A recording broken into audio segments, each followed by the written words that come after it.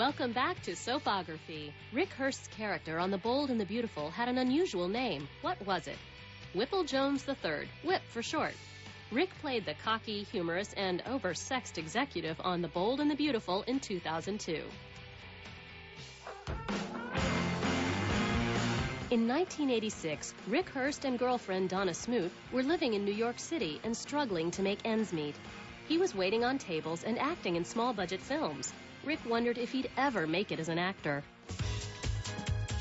In 1989, his luck changed. Rick was offered the role of Scott Banning on Days of Our Lives. He and Donna moved to Los Angeles.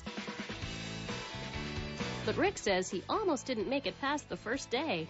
I'll never forget, my first shot was just, I think that we did like 5 or 6 takes, just putting a key in the door, opening the door and walking in. That was it. And we did that like 5 or 6 times. I think, oh God, that's it, they're gonna fire me. You know, and I was like, I can't get this thing right. He eventually did and kept the job. Rick played Scott for a year. Then came the role that would transform the young actor into an Emmy award-winning star. I read the scene and immediately thought, oh God, this is great. Rick desperately wanted the role of Alan Michael Spaulding on Guiding Light, but it meant returning to New York.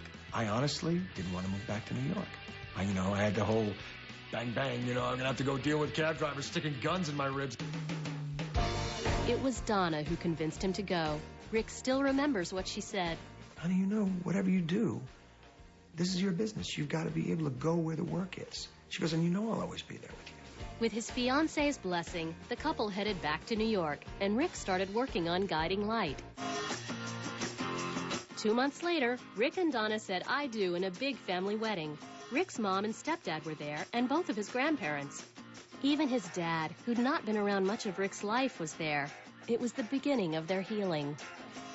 Walking the streets of New York again was a bit unsettling for Rick, so he took up martial arts. It wasn't so much about the punches and the kicks to me. It was always about the methodology. It was always about the credo of what a true martial artist is about. And it was very empowering. Rick's entire life was in balance now. He felt safe, the career was steady, and family life was wonderful. In May 1991, Donna and Rick welcomed their first son, Nicholas. And just 24 hours later, it was Emmy night. Rick was nominated for Outstanding Younger Actor, but never expected to win. And when they called my name, I was just like going to explode. Amidst all the excitement, Rick made the mistake of announcing where he and his wife had delivered.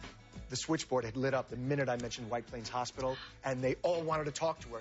Oh, I'm just a fan of your husband. It's really great. That's wonderful. Overwhelmed, the hospital began blocking calls. I called afterwards, and I said, listen, I need to speak to Donna. And they said, well, I'm sorry, we can't let any calls through. I said, well, this is her husband. And like, yeah, pal, sure.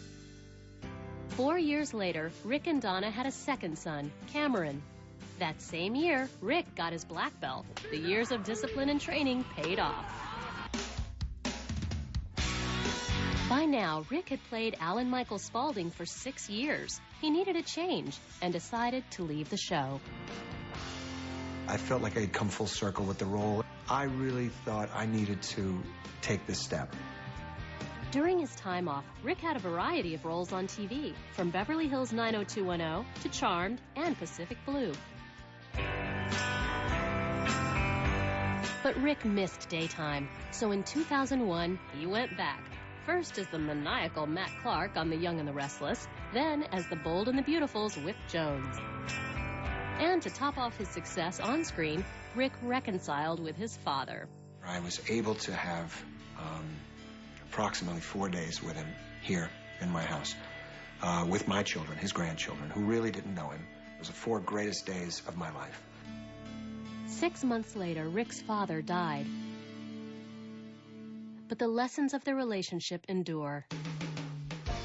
I tried to be the father that I had always wished that he could have been to me, and also the father that I think he was. in his heart. It's working.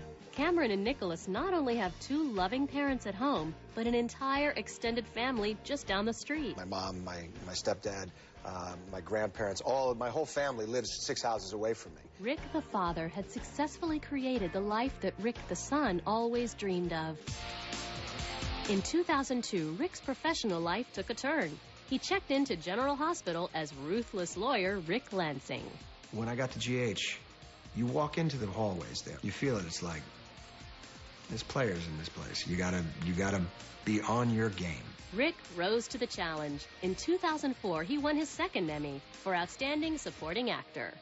I felt like from the last Emmy to this Emmy that so many things had come full circle for me.